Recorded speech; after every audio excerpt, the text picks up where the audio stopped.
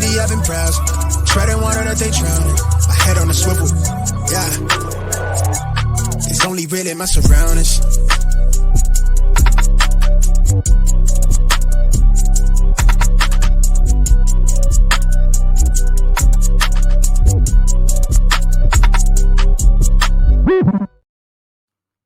Hello and welcome to episode 20 of the Smash or Pass podcast, part of the Smash Accept network of podcasts. I'm your host, Michael Royer. You can find me on Twitter at DynastyDadFF. Man, that's a mouthful to try to get all that out, trying to do that. But man, Snoog, joining me as always, 20 episodes in, and it just keeps getting more fun. Like every time we get on here, it's a blast, and I love just chopping it up with you. I see you got the Kamara jersey there behind you. We're fresh off the Scott Fish Bowl. Tell me a little bit about your first experience. Like I'm the OG. I've been doing this for like 5 years. This is your first one. I got to hear about it. Yeah, Scott Fish Bowl for me has been great for first experience. Besides the kid in front of me and behind me have been teaming up and sniping me the entire time, taking all the guys I want, but I managed to draft Travis Kelce at the 108, and everybody's freaking out about that, saying that's incredible robbery. So feels good, but it's been great. Scott Fish has done so much good things for the community, and I love what they're doing, and it feels good to be a part of such a great thing. So I'm excited, and I can't wait to get going. How's your team going so far? Oh, I love it. Like doing it with my son and making sure we get Patrick Mahomes there at the 102 was really cool. The biggest thing for me is like the amount of people through Smash Accept that we've gotten into the actual thing. I mean, I got in on that first wave, then Mung got in, then John got in, then you got in, then Noah, then like so many guys. Adam's in the Matthew Berry division, and then the guys in the Patreon. I mean, we got 6 or 7 guys in there just from people saying, hey, you know what? This guy's a good guy. We were able to give out one to Cody Chips. There's guys that are like, yo, this guy belongs in here. This guy belongs in here. And there are 15 guys now in the Smash Accept Patreon who are now in the Scott Fish Bowl. And it's just such a cool experience that we can share that with more people. And hopefully next year it's even more. So I know, it couldn't be a draft experience without you getting Jahmyr Gibbs. Did you draft your boy in the Scott Fish Bowl? I did. I took him in the 4th round, late 4th, 408, and I feel damn good about it because he's going to finish as a top 8 running back in 2023, and I'm so convinced of it. 4th round is beautiful as well, but yeah, Jahmyr Gibbs is going to be a guy that comes in and sees 80 targets out of the backfield. He's that number 2 option in that game. I'm sorry, but Sam Laporta, rookie tight end, is not going to come in and out-target him, and Jameson Williams is out for the first 6 weeks. So I'm all in on Jahmyr Gibbs in redraft and in Dynasty, and he's a top 10 in both. I was really upset in my draft. I ended up getting Breece Hall in the 3rd round, but Jahmyr Gibbs almost fell there. Dan Lamagna, he was sniping me everywhere. He kept taking my guys. Shout out to him. But tonight's show, I want to talk about tearing up. Like one of the guys in the Patreon said, Dad, you always talk about insulated trades and trading down and tearing down, and that's something that we've become famous through Smash Accept, the whole insulated trades, trying to move off of, for instance, last year moving off of Kyler Murray to get Jalen Hurts plus because Jalen Hurts' value hadn't caught up, or in years past, moving off of a Devontae Adams for a JSN plus. You don't know where these guys are going to be. And we really, prided ourselves in part of our reputation. But a lot of guys are saying, Dad, like, how do I know when to tear up? How do I know when to move into that situation? And for me, like, this has been something that I've been toying with a lot because early on in my dynasty life, dynasty career, whatever you want to call it, I was all about that, right? Like, oh, I got to have this running back. I got to just trade my future assets. I got to move everything in. You've been playing Dynasty for quite some time. I mean, when do you decide, hey, it's time I need to package up. I need to tier up. I need to make those moves because, we're going to talk a lot about the philosophy of it. You can really get burnt if you're going and you're trying to, last year, if you were trading Ramondre Stevenson plus for DeAndre Swift, you're sitting here now where you lost your first and you lost Ramondre Stevenson. So for the listeners, I mean, how do you determine when it's time to tier up, when it's time to move up? Yeah, so that has everything to do with team needs, how much you have on your roster as a whole. So if you don't have the depth to tier up, I'm not tiering up. I'm looking to tier down. But if I have a team that's got 5 RBs on the bench that are playable, I got a couple good wide receivers like a Terry McLaurin on the bench because I have plenty of teams where my teams are just so deep like this that I'm looking to tier up with. I don't like to move my first round pick until I have at least 4 weeks into the season and I know that I'm going to be a competing team, and I kind of have that leverage over guys that think they can compete and kind of have that horrible start to the season and are willing to flip Saquon Barkley for the first straight up just to get out of that situation. So And that's week what 4 is I perfect. always. Week Yeah, 4 is I like always- absolute. So many guys are like, what are we doing right now? I said, hey, play it out 4 weeks. Like sometimes you don't know what that's going to be. Someone's like, hey, should I give Derrick Henry in a first to get up to, player X? No, play it out for a little bit and see where that goes. That's why we talk so much on tiering back. And I think that's a perfect segue of how you put that. Depth is huge. You talked about having Terry McLaurin on your bench. I mean, I talk a lot about if you have that third elite quarterback, or if you have, start 3 wide receivers and you got 6 of them, or start 2 running backs and your RB5 is, a guy like Tony Pollard. I have a situation where he's my RB7 in one of my leagues, even though he's my RB10 overall. Like it's just an absolute beast position. So let's start with the running back. So tiering up for me at the running back position is the most, I want to say it's the riskiest, right? Like last year in this time period, you would have been tiering up from, giving, giving Breece Hall and a first for Jonathan Taylor. I mean, there is a lot of risk on that. Let's start talking about some of those elite guys. So, I mean, it's, you got yourself to Bijan, you got Jonathan Taylor, you got Hall, and you got Gibbs. Those are the only guys that I'm comfortable right now really tiering up. When you tier up at the running back position, what are you looking for?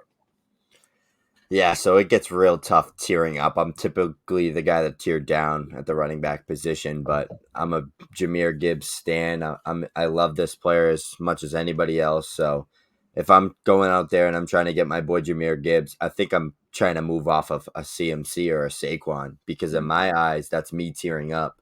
But I bet you in more than 50% of the community, people see that as even value or even tiering down, because people have CMC as their RB1 in Dynasty still, or like their RB2 or 3. There's still people like that out there. So I'm trying to get off those old, aging, veteran RBs that are in that like top. Like CMC is my biggest sell. I love him. He's a phenomenal player, but I'd rather take Saquon Barkley in 2 seconds, or I'd rather take Nick Chubb in a first and a second, and things like that. But if I could take CMC and flip him for Gibbs in even a toss in on top, that's a tiering up for me all day, even though it might be viewed as a tier down for most people in the community. So it's just having your own market values, being confident in your takes, and being able to just adjust and flip a player that is aging and that might not be still around in 2 to 3 years, where Gibbs is still going to be on his rookie contract, producing at a high level, just like CMC once was. So it's all about looking at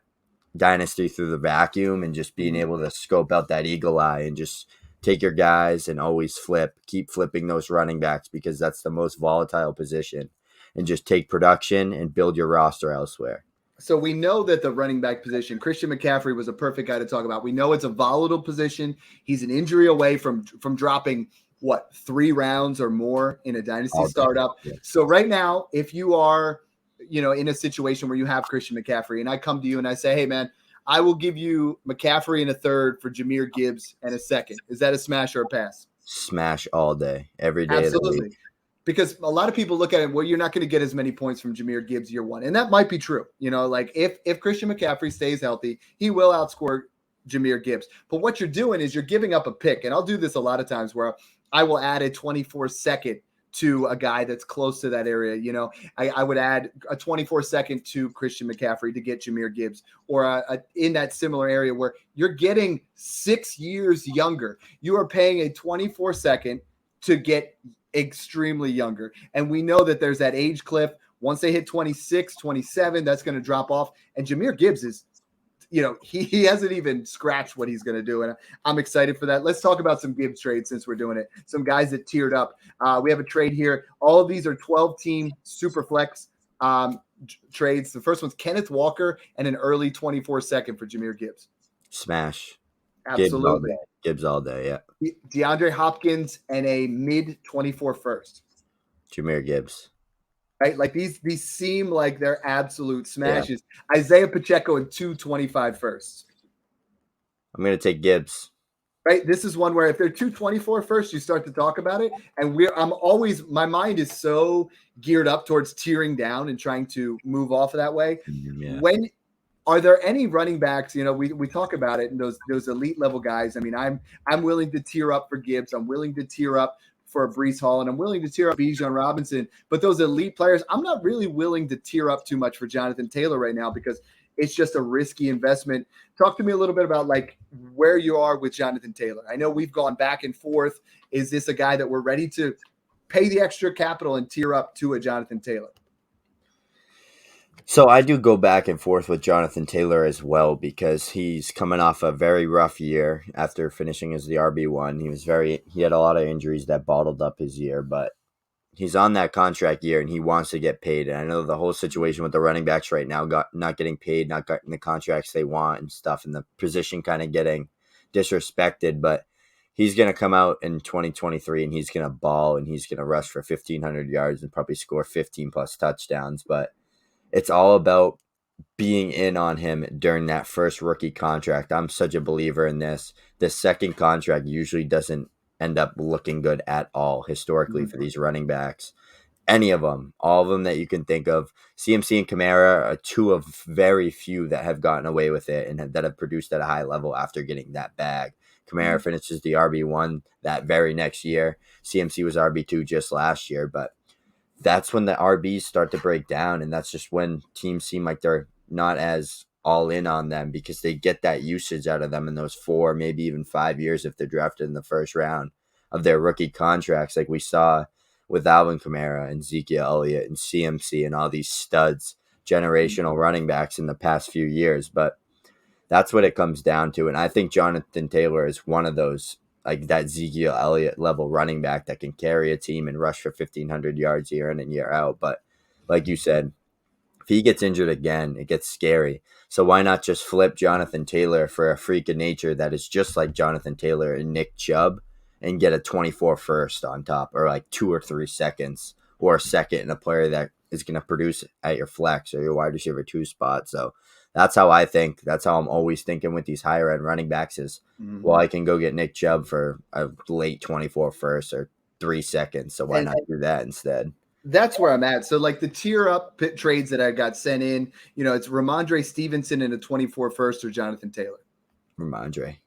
Yeah, and I'm there too. I mean, like we keep talking about the running back position, and tearing up with a first round pick is very, very difficult. Like for me mentally, we know what the 24 class is going to be, and we know that pick could be, putting yourself into that certain area. You got to look at the other flip side is when you give that first, that team's getting better. An interesting one here is Rachaad White, Joe Mixon, and a 24 first, or Jonathan Taylor and a 25 second. That one gets tricky because there is uncertainty there with the 2 running backs you're getting, but it depends where that first lands. But it's just Jonathan Taylor's just such a good asset, and he's just such a great player. But I'm honestly a big buyer in Joe Mixon this year. He's going to be playing behind the best O-line he's ever played with. Mm-hmm. A great offense with Joe Burrow leading it, and Jamar Chase is going to be healthy. So Mixon should be back to that 2021 form, finishing as the RB4. I like Joe Mixon a lot. I think if that team with the 24 first is terrible, I think I would maybe pull the trigger on that because people are really high on Rachaad White. I like him a lot, but I just think that team sucks. So it's tough with that, where it depends where the league values Rachaad White. If you can get like 2 seconds too, I look at it like Mixon a first and 2 seconds for Jonathan Taylor in a second. So I think we both look at 24 first similarly, right? Like if you look at, I got another one here. It's Treylon Burks in a 24 first or Jonathan Taylor, and it says that's projected mid. When we look at those first round picks, I don't like tearing up with them. I like tearing up with a second. I have no problem going 1 tier down and adding a second, but that first round pick, just the more we play this, the more we talk about it, the more we really push insulation with the running backs. It's something that can absolutely burn you. You're like I said before. Last year there was a guy in my league. He gave up Ramondre Stevenson at first to tier up to DeAndre Swift, and he was excited about it. Right? How bad does that look now? He's both. You can't get a 24 first for Swift, and Ramondre's worth more than Swift was. So you lose twice when you're talking about running backs. And that's why we've always advocated hey, Jonathan Taylor, we're going to sell, or Najee Harris was big time. We're going to sell him for Breece Hall in a first. Jonathan Taylor was big. We're going to sell him for Najee in a first. You got to move off those running backs. They're a little bit scarier. But if you have the positions, I mean, one thing that I'm really looking to do, and this is something that I've been toying with a lot, is we talk about someone's like, hey, I want to trade player X for player Y. Okay, let's make it a 2-for-2. I never do 1-for-1 trades, like rarely, because it's time to extrapolate some value. So this guy, he's like, hey, I really want to get Deshaun Watson, and the other guy has Justin Herbert. So he really wants to get Jonathan Taylor, and he has Tony Pollard. So we're in an area where I said, okay, well, you don't really, Jonathan Taylor's above Tony Pollard, even though we both love him. So what we did was Deshaun Watson and Jonathan Taylor for Justin Herbert and Tony Pollard. Now, I know you love Justin Herbert, you love Tony Pollard. So that's like a trade that doesn't necessarily go that way. But sometimes I'm willing to do those 2-for-2s, right? Like make it a trade where you think you potentially win both of them. And whether whatever narrative you're on, another one, Jonathan Taylor and DK Metcalf for Javonte Williams and Garrett Wilson. So for me, it's like, all right, I'm really a big advocate at the running back position of tearing down at the running back and increasing at the wide receiver. So like this one, you go from Jonathan Taylor to Javonte Williams, but then you go from DK Metcalf to like Garrett Wilson. So talk to me a little bit about how you view that, because a lot of people come to me and they're like, I got a 1-for-1 trade, a running back for a running back, or a wide receiver for a wide receiver. And for me, those rarely work out. Like someone's going to clearly win, someone's going to clearly lose. But then if you can go back and say, I like this wide receiver better than you like this wide receiver, let's flip-flop 2 guys. It gives you 2 chances to win. Yeah, exactly. So again, this comes back to team needs. So say I see a positional weakness on my team that's a strength on his team. I'll give him, let's say we're doing a trade, CeeDee Lamb for Garrett Wilson, 1-for-1. He wants to do that. I value those guys like back-to-back in my rankings, right there with A.J. Brown. It's those 3. So if I'm trading any of those 3 in that tier that I have, I'm going to try to make my roster better somehow off that trade, because in my opinion, there's no point of trading any of those 3 players 1-for-1 for each other. So say I have 2 RBs and I need a third, and he has Joe Mixon, and I have 8 wide receivers and I got Mike Williams on my bench, and he's willing to give up Joe Mixon to get Mike Williams just because he wants to get this CeeDee Lamb Garrett Wilson trade done, then I'm going to take advantage of that, because I'm holding him up here and I can dangle that juicy fruit right in front of him and say, if you want it, you know what to do, smash that trade. So that's what it comes down to, having that leverage and having that ability to adjust and just take values into consideration. That in my head, I'm getting a even value wide receiver 1-for-1. Garrett and CeeDee will probably be pretty similar producers for the next few years, but I get a low-end RB1 or top 10 running back for 2023 for a wide receiver that I'll never play. So that's what it comes down to for me all the time, and I've made countless amount of trades where I've done scenarios like that. So that's how you stay winning in Dynasty. For me, it's just the running back position just becomes so volatile. It kind of gets yourself into a position where, I'm seeing some trades right here. Like, I just want to get your opinion real quick, like Christian McCaffrey or Nick Chubb in a 25 first. So for me, like, should I add a first to Nick Chubb before the season even starts? Like there's a lot of things that could happen. I'd keep Nick Chubb. I think Nick Chubb, I'm firm on him finishing as like a top 6 guy, top 7 guy this year. So if I give up a little bit of production, like he's coming off a career year last year, and with the QB change and everything got weird in Cleveland and they started to stink towards that last stretch of the year when Watson came in, they weren't scoring touchdowns. They weren't getting any opportunity. They just absolutely stunk. So threw off Nick Chubb, but he was having a career year, 1,500 plus yards, double-digit touchdowns.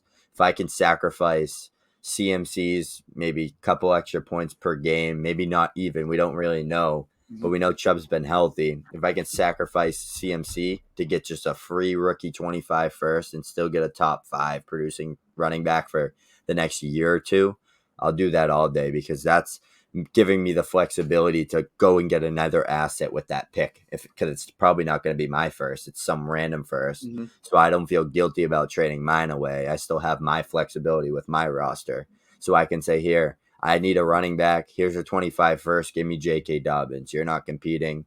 Here you go. Give me that contract year running back, and I'm going to go win myself some money. So it's all about just seeing Dynasty through that eagle eye, like I said, and I think that's how a lot of players should start to play more, and I don't see a lot of it. So we got Yeah. to spread that No, awareness. not enough. And you're buying running back production. Like you want to use your assets to get younger. You want to get yourself to be in that same area. What do you say to the guy that has Saquon Barkley, where there's a lot of rumor about him? I do believe he plays and everything like that. But someone that wants to go from Saquon Barkley to Christian McCaffrey, and they add a second round pick, or they add a Zach Charbonnet, or they add maybe a David Montgomery, a Brian Robinson. Those are the kind of deals that I'm willing to make, right? Like those are the deals where, I'm going to give you a depth running back. I'm going to give you one of those guys, an AJ Dillon, a Dalvin Cook, even, where I'm going to give you two guys if I have the depth to move up that way instead of future capital.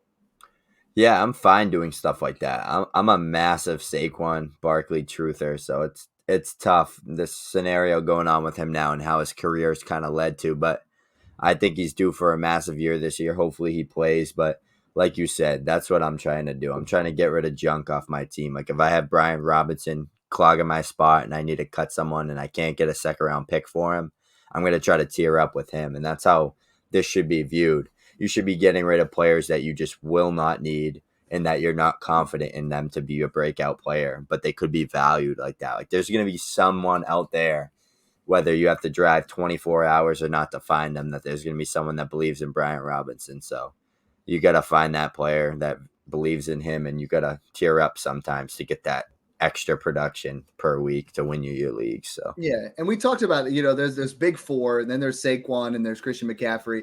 I think there's a spot where you really want to start tiering up, right? Like there's an area where I know you're big on ETN, and Jacobs is there. You and I love Ramondre Stevenson, Nick Chubb, and Pollard. Like that's the bread and butter right now. Like those guys in that fifth round. But then you get to the deeper guys, right? Like the guys that we're not sure about. The DeAndre Swift, we don't know his situation. The Isaiah Pacheco's, the Cam Akers, the Joe Mixon, J.K. Dobbins, and those are the guys that I'm willing to. If I can throw a second on top of J.K. Dobbins and get to Nick Chubb, get to Tony Pollard, I feel safe about it, and that's worthwhile. If I can add, Isaiah Pacheco on top of Cam Akers to get to J.K. Dobbins, that's fine. Like I'm willing to move and package up like that. See where your depth is. If you have the extra wide receivers and you can add, let's say you got a guy like Rashee Rice or Elijah Moore or, one of those kind of guys where you can add them. They're the equivalent of a second, but you have 6 wide receivers. I feel like that's an absolute smash. Because at running back, what we're trying to do is mitigate risk, right? We want the least risky running backs. We want the guys that we know are going to produce, the guys that are going to go out there and ball out every single week. And for me, it's getting rid of guys like DeAndre Swift that have a huge range of outcomes. And I know a lot of people are going to hate me for saying that, but like I can see a situation where he's an RB1, and then I can see a situation where he is like finishes outside the top 36. And by adding Zach Charbonnet to him to get to Tony Pollard, to get to, like one of these other guys that's in that range, I'm all about doing that. And I can definitely package up that way. The running back position is fun. We love talking about it. But when we're tiering up, for me, it's a matter of tiering up for quarterbacks and tiering up for wide receivers. Like I really want to tier up into those elite quarterbacks. I want to move from the Dak Prescotts, the Bryce Youngs, the CJ Strouds. I want to tier up big time into that Mahomes, that Allen, that Hurts. That's super expensive, but even more so into that Burrow, that Herbert, Lamar Jackson, Deshaun Watson. So how do you look at the quarterback position? Because I know when I was, about 4 months ago, I got some real bad scrutiny. I traded Trey Lance and the 103 for Jalen Hurts. And people are like, wow, that's going to burn you bad. And for me, it's like, yeah, I gave up Bryce Young and Trey Lance. Like at this point, you're looking at two, Bryce Young's going to have a nice career, but it's not Jalen Hurts upside. You got to get those quarterbacks. That's what wins you week in and week out. Yeah, exactly. You nailed it right on the head with that, because that's you predicting Jalen Hurts is going to be that guy, just like people did with Fields and Trevor Lawrence last year. I was a big Trevor Lawrence drafter in Dynasty. I loved him coming out. Everybody did. So that's not really like that's my guy. But yeah, Trevor Lawrence was just a GOAT coming out. He had that bad year. It was time to buy him up, getting him in the 3rd, 4th round of startups. Same stuff could happen with Bryce Young, Stroud, Anthony Richardson. Mm-hmm. So it's kind of trying to predict that value. Who's going to be that quarterback to take that next jump? Because things are always changing. Like just 2 years ago, it was like Mahomes, Lamar Jackson, and Kyler Murray in that top 3. Mm-hmm. And even Josh Allen was like right there with Kyler Murray, like behind him almost. Hmm. And now we're looking at a scenario where you're drafting Kyler Murray. I'm seeing people draft him in like the third and fourth round. It's like, I I can't got believe it. I got him 303 in Smash 11. So my question for you then is like, let's talk about the elite level, right? Let's talk about that tier one, that Mahomes, that Allen, and Hurts. My biggest thing when people come to me is like, no, you can't buy them. Like, you have to just invest. The only way you're buying these guys is in a startup, or that you have so much depth that you're Yeah. willing to give up 4 assets. You know, like, I'm not saying take it off the table, but I mean, would you give a first on top of Joe Burrow to get to Josh Allen right now? I wouldn't. And I actually had that in my inbox the other day for Mahomes. It was something similar like that, but my team was just so stacked. But Mhm. I wasn't ready to give up my first yet, just because I don't know. You never know what could happen. I have some risky guys on there like Yeah. Ridley and stuff, but it was like a deal involving Chubb, Burrow, and a Mhm. first for Mahomes, and I think it was Cam Akers. And I just looked at it like, as much as I would love to do this, Joe Burrow is not Mahomes, but like from like a production standpoint, with Mahomes having who he has now, and with Chase, T. Higgins, and that loaded offense for the next 3 to 4 or 5 years, however Mhm. long they're together, I think the production's going to be right there. So why give up a ton of other assets that's going to hurt my team in the long run just to get a couple extra points per week, if that, maybe not even, because you never know. Mahomes had a phenomenal year. He won the Super Bowl, so I can't talk bad on him. He's the Yeah. best player in the league by far, but it's all about just judging that kind of. I don't like giving up for top tier assets like that, the quarterback position. But if I have them, I'm not trading them. So it goes both ways. See, last year I traded a 23 first, which was mine, plus Joe Burrow for Patrick Mahomes, and I knew it was going to be a late one. So I was okay with that because Patrick Mahomes is the safest, like, smash accept absolute QB1. Like, and he's going to be for quite some time. So, like, I'm okay with that. Like, if you give Lamar Jackson in a first for Patrick Mahomes, I think Lamar Jackson is going to smash this year. But you mitigate your risk then if you know Yeah. where it's going to be. You know, what I struggle with is really that next tier, right? So, I mean, I want to move into that Burrow, Herbert, Lamar, Lawrence, and Fields. I think those guys are another level. Like, so I'm trying to tier up at the quarterback position, and we talk about it a lot. We're trying to tier down at the running back position. So that's why it's like, if I can move Jonathan Taylor and Dak Prescott to get, you know, Justin Herbert and Tony Pollard, yeah, I'm in. You know, like that. That's the kind of move where Okay. you get younger at a position that is going to last longer, like the quarterback position. You get older at a position that's more volatile, as the running back position, and you end up getting your assets. You want your core assets to be those quarterbacks, to be those wide receivers. I think we get into an interesting spot once you get outside the top 10, right? That's where your Bryce Young, your Dak Prescott. I don't include Kyler Murray in here because I think Kyler Murray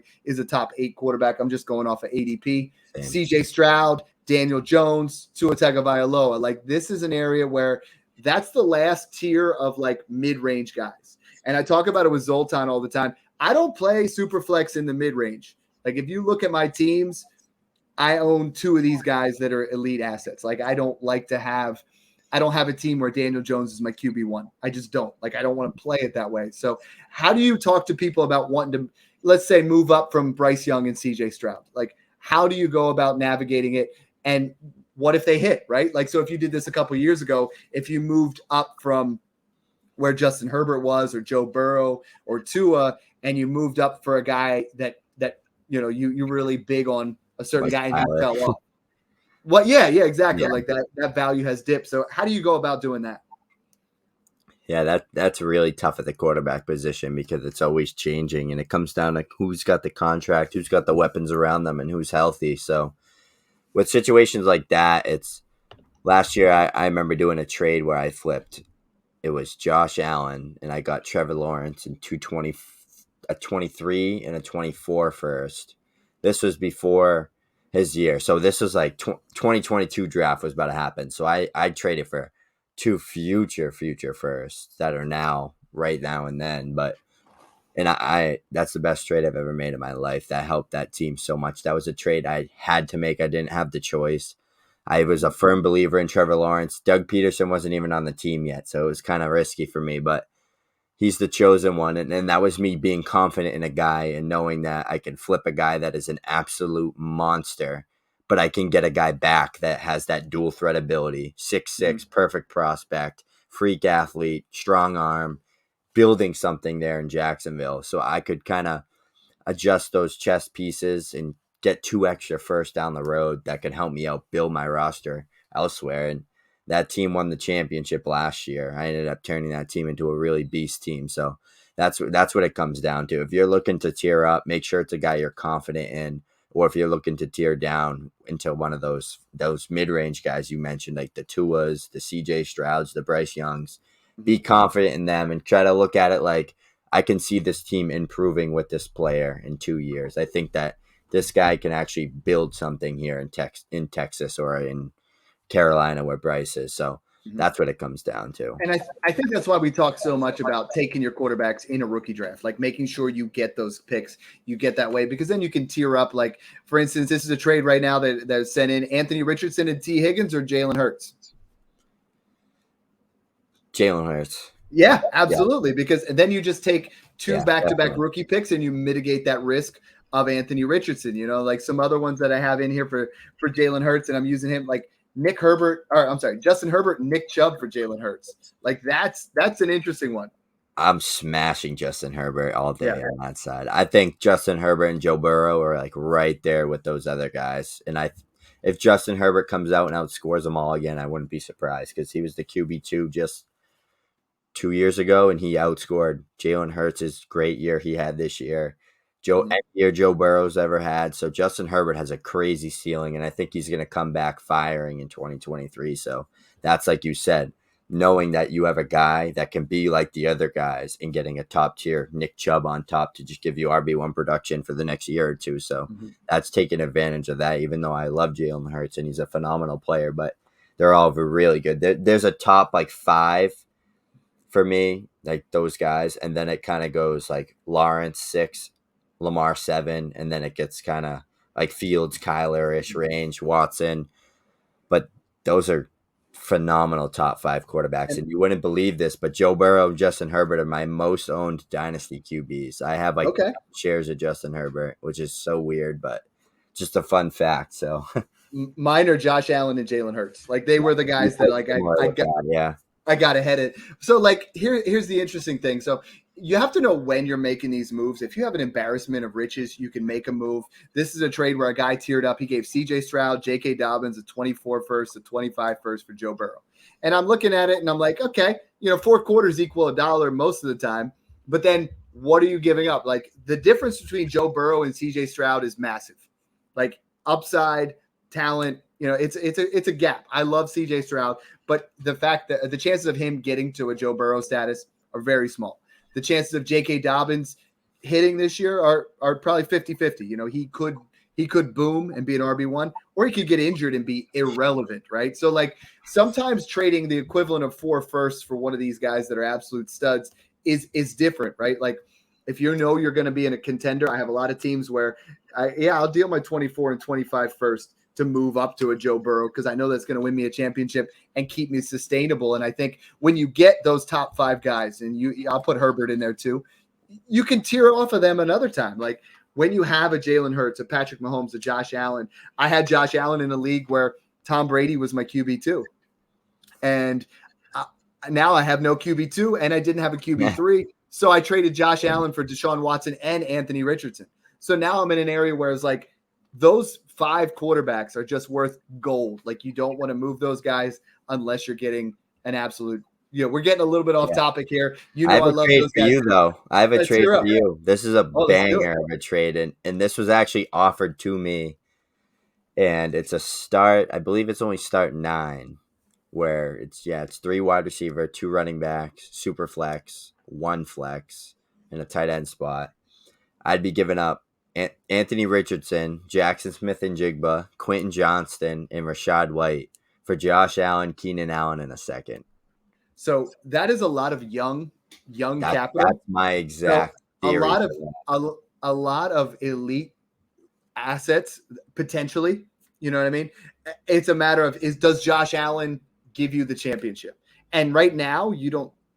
Is that a spot where that's going to happen? Likely. You know, Keenan Allen is, again, you're going from Quentin Johnston to Keenan Allen. Value-wise, is not even close. No. You know, so that's one where I would play it out for 4 weeks. Like, if you don't feel comfortable tearing up, just play it out for a little bit. You know, like if Anthony Richardson stinks, all right, then we move off of that. Like, we got to start thinking a little bit here about the range of outcomes for Anthony Richardson. Most of the dynasty community thinks he's Justin Fields last year. Sorry, like that's not the lowest range of outcomes. Justin Fields was the QB7. The lowest range of outcomes is like QB15, QB18, and he's, you know, they try to see what Gardner Minshew can do and try to school him up a little bit. Like, I do think he finishes in that 12 to 15 range, you know, and that's on the floor.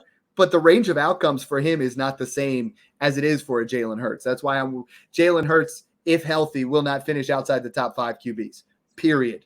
You know, like it's not happening. So that's where I'm willing to make those risks and move that up, because how many quarterbacks hit each year? It's 50%, right? 50% of rookie quarterbacks hit max. So between Young, Stroud, and Richardson, you know, at least one of them is going to bust. And we don't know who that is until we actually get out there. And every year there's, for every Justin Fields and Trevor Lawrence there's a Trey Lance. And, you know, I'm not calling him a bust yet, but like, you were drafted him late second in February. Now he's going 703, and that's even a stretch.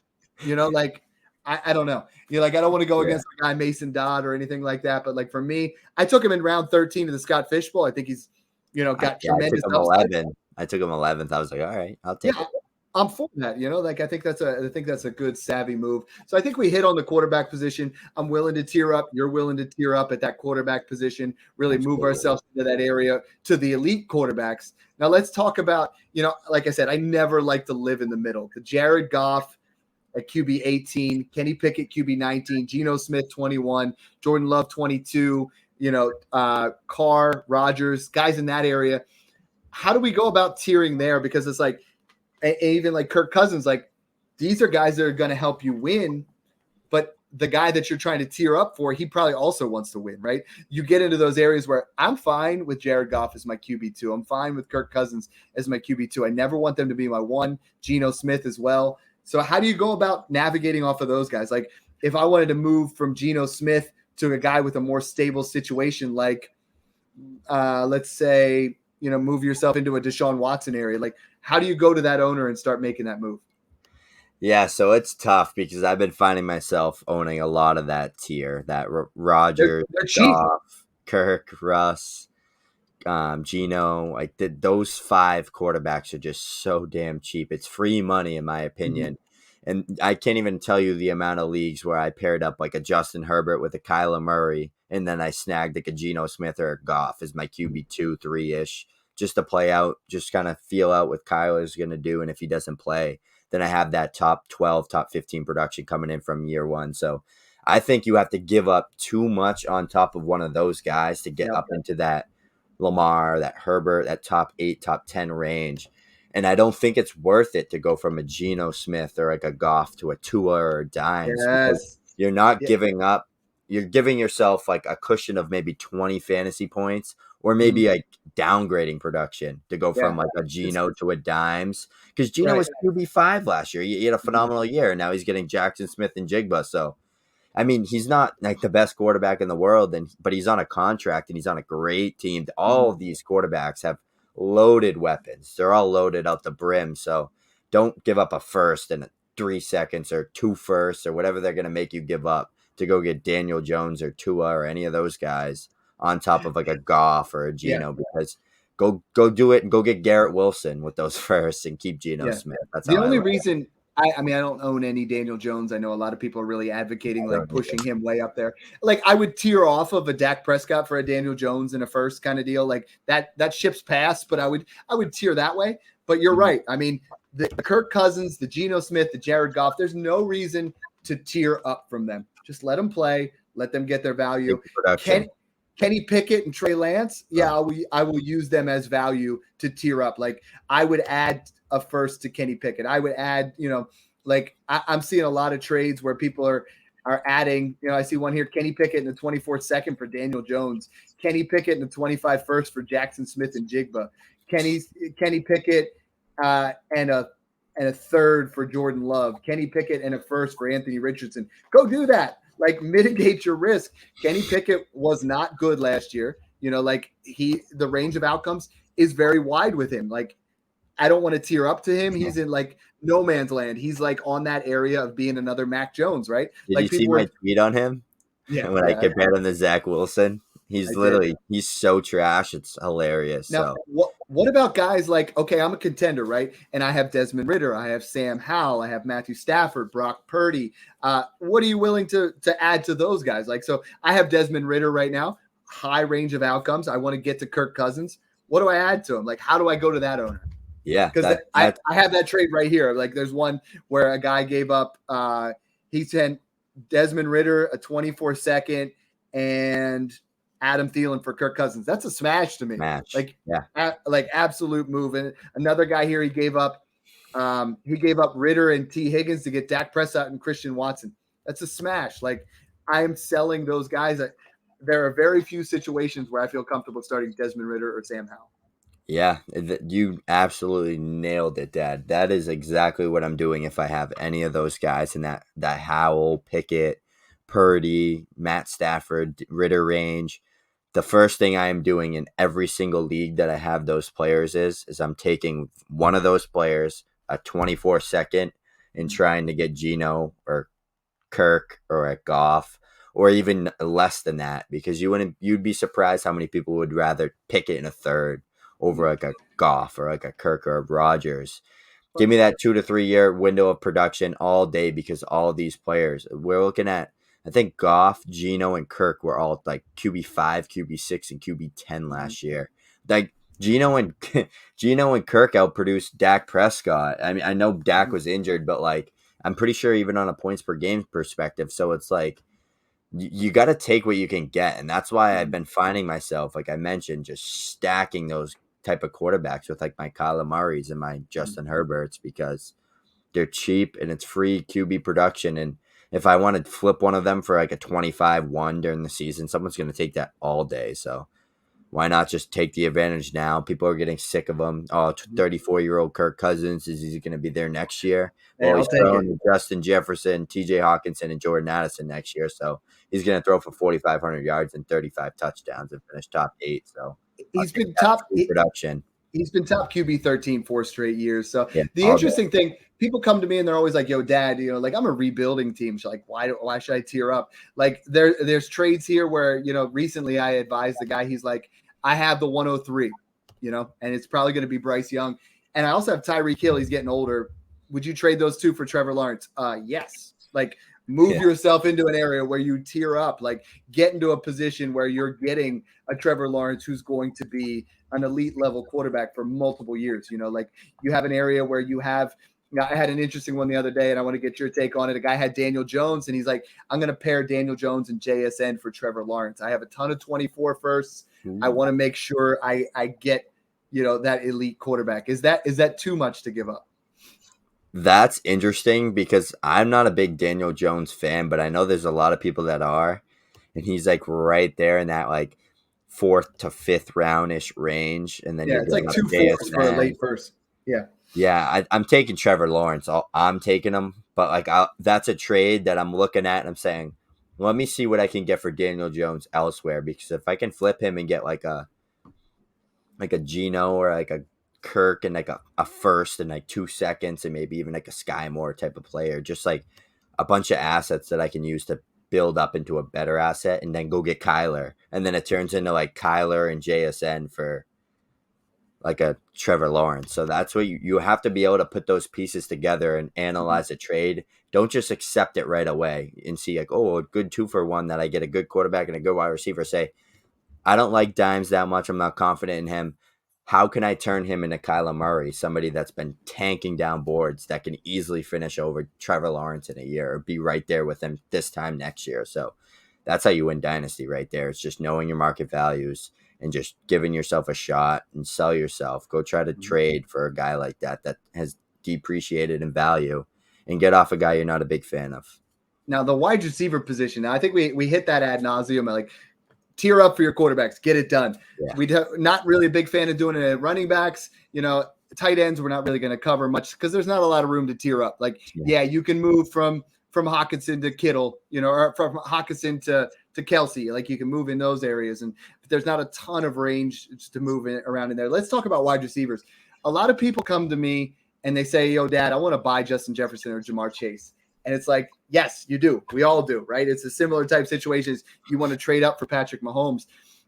Are you willing to add a 24 first to that next tier down of the CeeDee Lamb, the AJ Brown, even Garrett Wilson, I think, is in that tier. So let's say Garrett Wilson and a mid 24 first to Justin Jefferson. Is that a type of deal where you feel like you can win? Or is that an area where that's kind of, should you be tiering up in that way? Like, should you be tiering up from tier 2 to tier 1?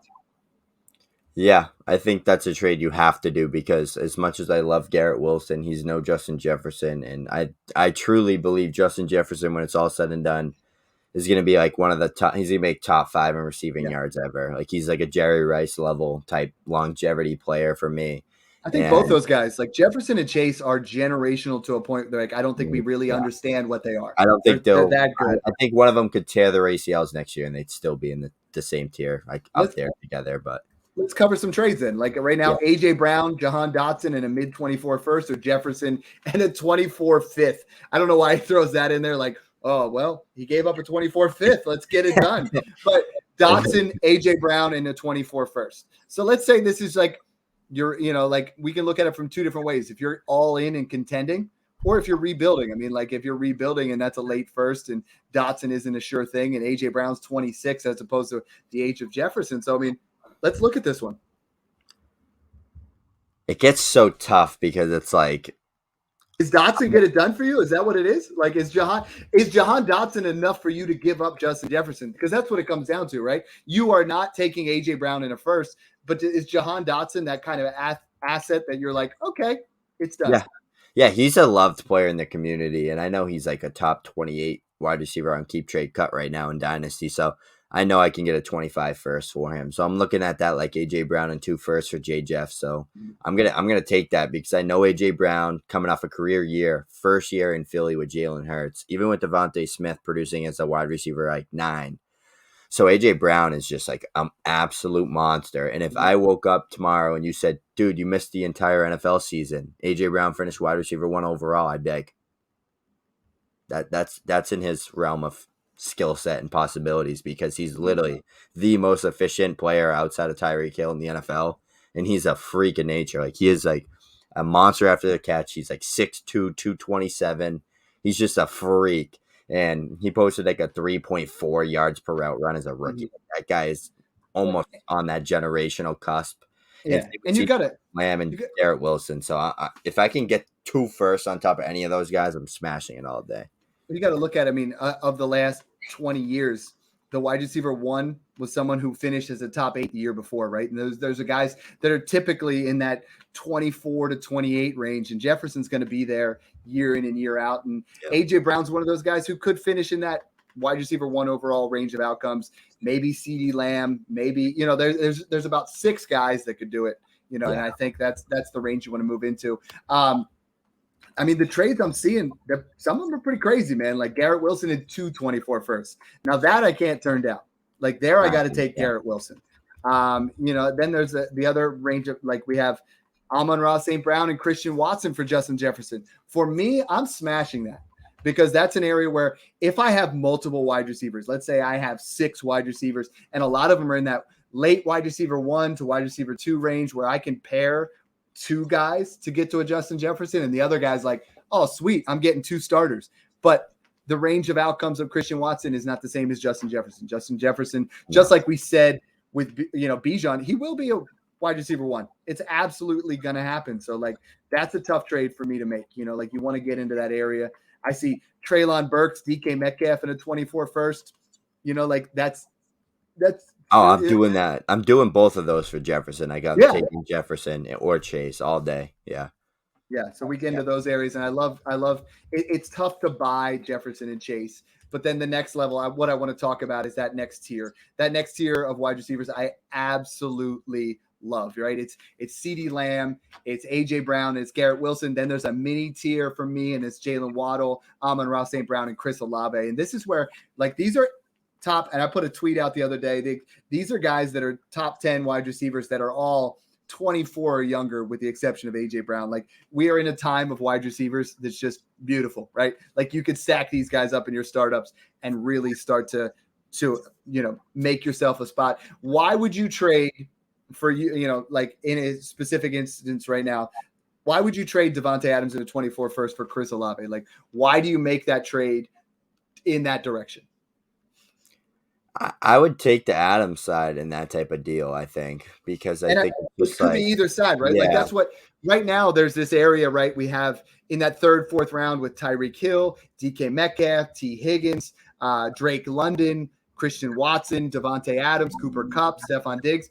If I'm rebuilding, I'm trying to move. I want to give you Davante Adams and Brandon Ayuk for Chris Olave, right? Like, I want to move in that area. If I'm rebuilding, no matter what, if I'm contending, sometimes it's almost good to give up Davante Adams plus to get to Olave, because I think Olave is going to be a guy that's top 10 this year. And now all of a sudden you got 7 years younger, because Davante Adams, Stephon Diggs, and Cooper Kupp have tapped out at their value. So, I mean, if you're contending, do you consider moving off those guys? Do you consider, a guy the other day told me he traded Tyreek Hill and a second for Jalen Waddle? If I'm contending, I'm taking the Adams side or the Kupp or the Hill side, just because I think Adams is just different. Like, I think he's one of those, him and Tyreek Hill, I think they're those generational wide receivers that they're going to be good till they're like 32, 33. And like we saw it with Larry Fitz and guys like that, like guys that don't rely on their athleticism to make plays and be elite. That's Davante Adams all day. So DeAndre Hopkins is still really good at football. And he's like in that 32 range with like a knee surgery, knee injury, suspension, PEDs, all that stuff holding him back. And he's still producing. He comes in 26+% target share. So I'm like, if I'm contending, I'm doing a trade like that. If I'm not contending and I'm trying to compete, I think I could get more out of the Adams in the first if I find like a true contender, because we still have those people that are like, oh, I don't value rookie picks. Like, rookie picks haven't hit yet. I don't want rookie picks. You value picks too high. But like the power of that 24 first, like I've seen so many countless scenarios, myself included, where I've even traded like my 23 first because I thought my team was nasty with some ego, and it turns into like the 106 last year.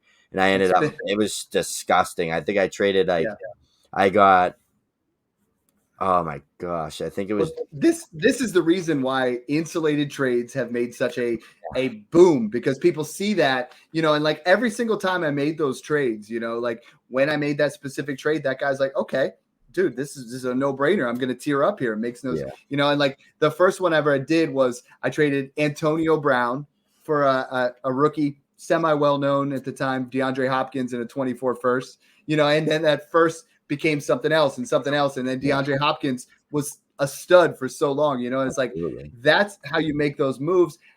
Do you tier up with multiple wide receivers? The one guy sent in a trade. He traded Davante Adams, Quentin Johnston, and Calvin Ridley for Garrett Wilson. Now, the Garrett Wilson hype is through the roof. Like, yes, he could. I think he ultimately ends up in the same tier he's at this year. I don't think he can get into that London and Chase tier unless he puts up 1,500 yards and 12 touchdowns. Like, he has to be a top 3 wide receiver to be considered in that area. But like, would you trade these 3 wide receivers? Like Quentin Johnston has a huge ceiling. Calvin Ridley, everybody loves, and Davante Adams. Is it worth it to tier up to a Garrett Wilson? No, because I think if you have those 3 receivers on your roster, then you can compete or you can do something. Your team's somewhat of value. Those are 3 very, very, very talented wide receivers that you're giving up, especially Ridley, Adams. Like, you're getting production out of those guys this year. Like, Ridley has been that guy. And then you got Quentin Johnston, who a guy we're really high on, tied to Justin Herbert.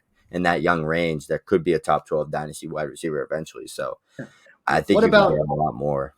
One of the Patreons asked me today, they're like, hey, I'd like to tier up to Garrett Wilson. I drafted Drake London and I drafted Chris Olave, and I'd like to tier up to Garrett Wilson. So he said, what's the difference, value-wise? And I said, probably a late first for Chris Olave to get to Garrett Wilson. And I think it's a first and a second to move from Drake London to Garrett Wilson. So, I mean, are those trades that are worth tiering up to you? Is it worth adding a first on top of Chris Olave to get to Garrett Wilson? Is it worth a first and a second to move from Drake London to get to Garrett Wilson? Yeah, so as much as I'm a believer in Garrett Wilson, it still just comes down to that first can be anything. Like imagine you're giving up Marvin Harrison Jr. and Chris Olave for Garrett Wilson. Like you can't predict the first unless it's like an absolute juggernaut team. So it gets tough. That's a scenario where I think I'm tearing down if I can get like a first and a second and London, and then I can be flexible with London. Like he's a liked player in the community. I could flip him for like a Tony Pollard in 2 seconds and then go compete with like a bunch of assets that I have now to flip. So what about a pick? What about a guy that comes to you? Like, I love round 5, right? I mean, we talk about that. I've lived by round 5, the Christian Watson, Quentin Johnson, Jordan Addison, Jerry Jeudy, DJ Moore, Michael Pittman, Treylon Burks. Let's say a guy comes to you and he's like, hey, I'm going to give you one of those and 224 firsts for Justin Jefferson or Jamar Chase. Are you willing to, is that a tier up move that you're willing to do? Are you like, should I pay 2 firsts on top of Quentin Johnston, 2 firsts on top of Jordan Addison to get to Justin Jefferson? Like that's a risky move because we talk about what they could be, but then we already know what Justin Jefferson is. Yeah, I would do that. Absolutely. I think that's a good move to make. And I think the area that I want to tear up the most from is once we get to wide receiver 26 through 32 or so for me. You know, it's George Pickens, Jameson Williams, Brandon Ayuk, Calvin Ridley, Terry McLaurin, Chris Godwin, Zay Flowers, Jahan Dotson.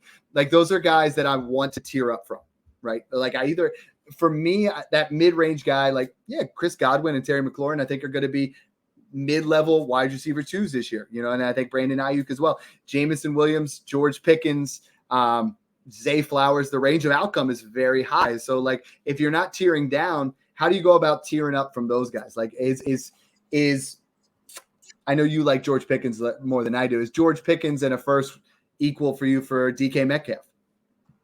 Yeah, that gets close, but I think I'm taking just the Pickens side. There's so much talent from like, there's like 38 wide receivers deep right now in Dynasty that are just talented. And it's, so many of them are in bad situations or don't have the quarterback play. A lot of these 22 rookies like Burks, Jameson Williams, Christian Watson, George Pickens, Jahan Dotson, like they're all so talented just in like these sticky, weird situations. Michael Pittman's getting a rookie quarterback now. Even like Ayuk, Debo, Terry, like they all don't have that quarterback play and they're all in tough situations. But at any moment, any of those wide receivers could just break out and be a top 15 guy. So it gets close. That's like where I'm going to say like, okay, someone probably values like a Pickens or a Jameson Williams right there with like a DJ Moore. And I like DJ Moore a lot more. So I'm going to just try to get like the DJ Moore and Jeudy and try to get the first and trade off for Metcalf or even like in Johnston. So just feeling your board out and taking the guys that you like more that are less valuable to the community and getting that first on top for DK. Yeah. And I think the whole process of tearing up is mitigating your risk. If you are going to tear up, it's, you know what, I'm going to add Rachaad White to my wide receiver who's a little bit lower to get a tear up. You know, I'm going to add Isaiah Pacheco to the guy that doesn't have any running backs. I'm going to give him Pacheco and Metcalf for Devonta Smith. All right. Easy enough. You got a little bit younger. You got a little, you know, like those are the kind of moves for me where I would rather give a player, if you give 2 players you don't believe in as much for a player you do believe in, as opposed to, and I feel like we're both been echoing this the entire episode, I'd rather do that than give Christian Watson and a 24 first for Devonta Smith, because there is an opportunity there where both those assets could be equivalent to where Devonta Smith is. Like it's a matter of just mitigating your risk when it comes to tearing up. Yeah, and a big part of it too is a lot of people get too attached to players, and you just have to be able to do what's best for your dynasty team. Like I love Devonta Smith, but if someone comes to me with like, someone offered me this in a league, it was DJ Moore and Nick Chubb in a second for Devonta Smith, and I was just like, I'm just gonna smash this. I love Devonta Smith. I don't want to trade him, but like this is like, this guy's overpaying for him because he wanted that top tier wide receiver asset, and my team's all in to compete. My team's jacked up now. Won last year, hopefully hitting that back-to-back. So that's just a trade that it's sitting in front of me, and I just don't even think about it. I don't let my bias get in the way. I just smash it and move on. Smash those profiles. Man, this was a fun one. You know, we got episode 20 right at that 1 hour mark.